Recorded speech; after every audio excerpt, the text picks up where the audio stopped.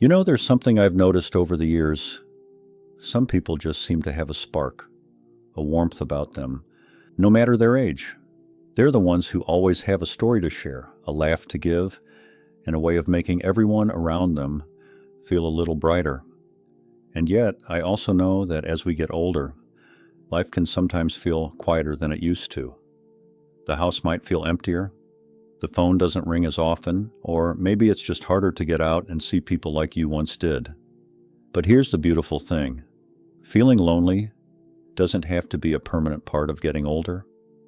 In fact, some seniors never seem to feel lonely at all, not because they're luckier or busier, but because they've built little daily habits that keep them connected, engaged, and full of joy. And the best part? These habits aren't complicated. They're simple, intentional choices that anyone can make, starting today. So, if you've ever wished for more meaningful connections or just a little more laughter in your days, this video is for you. We're going to talk about 5 daily habits of seniors who never feel lonely. Small things that can make a world of difference in how connected and fulfilled you feel. And I promise, these aren't just vague ideas. They're real, practical steps that you can start weaving into your life right away. Let's begin with the first habit, one that might seem obvious, but it's so powerful that it sets the tone for everything else. They reach out first. Now, I know what you might be thinking. Shouldn't people reach out to me? Why do I always have to be the one to make the effort? And believe me, I understand that feeling. But here's the truth. Waiting for the phone to ring or for someone to knock on your door can leave you feeling stuck. The seniors who never feel lonely don't wait. They take the initiative. Maybe it's a quick phone call to a friend just to say, "I was thinking about you." Maybe it's inviting a neighbor over for coffee, even if it's just for half an hour. Or perhaps it's sending a handwritten note to a grandchild. Something as simple as, "I saw this and it reminded me of you." These small acts of reaching out do 2 things. They strengthen your relationships, and they remind you that you have the power to create connection. You don't have to wait for it to come to you. And here's something else to remember. People love being thought of. That quick call you make, it might just make someone else's day too. Now, the second habit is just as important, and it's this. They find their third place. You've probably heard of home being your first place and work, or maybe a former workplace being your second. But your third place is somewhere else. A spot where you feel at ease, where you run into familiar faces, and where you're part of the rhythm of things. For some, it's a local diner where the same group meets every morning. For others, it's a community center, a library, a garden club, or even a favorite bench in the park. The key is that it's a place where you're known, where you can show up and feel like you belong. Seniors who never feel lonely make it a habit to frequent these kinds of spots regularly. It doesn't have to be every day, maybe just a few times a week. But over time, these places become little anchors of connection in their lives. And if you're thinking, "But I don't have a place like that," don't worry. It's never too late to find one. Start small. Visit the same coffee shop at the same time each week. Strike up a conversation with the person behind the counter. Join a book club or a walking group. The more you show up, the more it starts to feel like your place. Now, before we move on to the next habits, I want you to think about this. Which of these 2 could you start doing today? Maybe it's picking up the phone to call an old friend, or maybe it's making a plan to visit that community center you've been curious about. The wonderful thing about these habits is that they build on each other. Little by little, they fill your life with warmth and connection. And speaking of connection, the next habit we'll talk about is one that might surprise you. It's all about embracing technology in a way that feels easy and but we'll save that for the next part. For now, why not try one small thing today? Reach out first or step into a new third place. You might just find that the world feels a little friendlier than you thought. You know, one of the most beautiful things about getting older is the wisdom that comes with it. The understanding that life doesn't have to be complicated to be fulfilling. And when it comes to staying connected, sometimes the simplest habits make the biggest difference. We've already talked about reaching out first and finding your third place.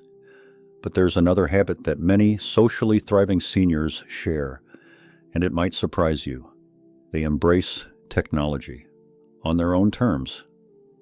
Now, I know what some of you might be thinking. Technology? At my age, that's for the grandkids. And sure, it can feel overwhelming at first, but here's the thing. You don't have to master every app or gadget out there. You just need to find one or two tools that help you stay close to the people you love. Take video calls, for example. Something as simple as a FaceTime or Zoom call with a faraway friend or family member can make all the difference. It's not the same as being in the same room, but seeing their smile, hearing their voice, it's a game changer. And if you're not sure how to get started, ask a grandchild or a neighbor to show you. Most younger folks are thrilled to help, and you might be surprised how quickly you pick it up. Then there's social media. Now, I'm not saying you need to scroll for hours or post every detail of your life, but having a Facebook account, for instance, lets you see photos of your great-grandkids, keep up with old friends, and even join groups that share your interests, whether that's gardening, classic movies, or travel. The key is to use it in a way that adds joy, not stress. And here's a little secret. Technology can also help you make new connections. There are online book clubs, virtual classes, and even forums where people your age chat about everything from recipes to retirement adventures. You're never too old to learn something new, and sometimes the screen can be a bridge to real, meaningful friendships. Now let's move on to the fourth habit. They give back in small, meaningful ways. This one is so powerful because it does something remarkable. It shifts the focus from what you might be missing to what you can offer, and the seniors who never feel lonely understand this deeply. Giving back doesn't have to mean big, exhausting commitments. It could be as simple as baking cookies for a neighbor, volunteering at the local library once a week, or mentoring a young person who could use some advice. Maybe it's just sharing a kind word with the cashier at the grocery store, or offering to water a friend's plants while they're away. When you give, whether it's your time, your attention, or even just a smile, you remind yourself that you matter, that you have something valuable to contribute. And in return, you often find that the world gives back to you in unexpected ways. People remember you, they check in on you, they include you, because you've shown them that you care. I'll never forget a story I heard about a man in his 80s who started knitting little hats for newborns at the local hospital. At first, he did it just to pass the time, but before long, the nurses knew him by name, the parents sent him thank you notes, and he found himself with more invitations to community events than he could keep up with, all because he found a small way to give. So think about this. What's one tiny way you could give back? It doesn't have to be grand.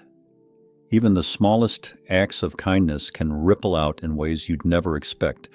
Now, as we move into the final habit, I want you to think about how these all fit together. Reaching out, finding your place, embracing technology, giving back. Each one builds on the others, creating a life that's rich with connection. And the last habit? Well, it might just be the most important of all. There's a saying I love. Loneliness is not about being alone, it's about feeling alone. And that's why the fifth habit of seniors who never feel lonely is so powerful. They cultivate gratitude for the connections they have. Now, gratitude might sound like one of those buzzwords you hear everywhere, but when it comes to fighting loneliness, it's a secret weapon. The people who radiate joy in their later years aren't necessarily the ones with the most friends or the busiest social calendars. They're the ones who've learned to appreciate the connections they do have, whether it's a weekly phone call with a sibling, a friendly wave from the mail carrier, or even the companionship of a pet. Here's how it works. When you start paying attention to the little moments of connection in your day, you begin to realize how many of them there actually are. That chat with the barista who remembers your coffee order, the neighbor who always asks about your garden, the grandkid who sends you a silly meme. These might seem small, but they're threads in the tapestry of your social world. One way to practice this is to keep a simple connection journal. At the end of each day, jot down 1 or 2 moments when you felt seen, heard, or appreciated. Maybe it was a meaningful conversation, or maybe it was just the way the sunlight streamed through the window while you had your morning tea. Over time, you'll start to notice and cherish these moments more. And here's the beautiful thing. Gratitude is contagious. When you express appreciation for others, whether it's a heartfelt thank you or a note to let someone know they made your day, you deepen those connections. People want to be around those who make them feel valued. So let's bring it all together. The seniors who never feel lonely don't have some magical secret. They've simply built daily habits that keep them connected. 1, they reach out first. 2, they find their third place. 3, they embrace technology in ways that work for them. 4, they give back in small, meaningful ways. 5, they cultivate gratitude for the connections they have. None of these require a huge lifestyle change. They're all about small, intentional choices, the kind you can start making today. And the more you weave them into your life, the more you'll find that loneliness doesn't stand a chance. Now, I'd love to hear from you. Which of these habits resonates most? Maybe you're already doing some of them, or maybe there's one you'd like to try this week. Share your thoughts in the comments. I read every single one, and it's always inspiring to hear your stories. If this video brought you some value, give it a thumbs up. And if you're new here, consider subscribing for more content like this. Remember, no matter your age, you deserve to feel connected, valued, and full of joy. Here's to living your best life, one small, meaningful habit at a time. Until next time, take care and keep shining.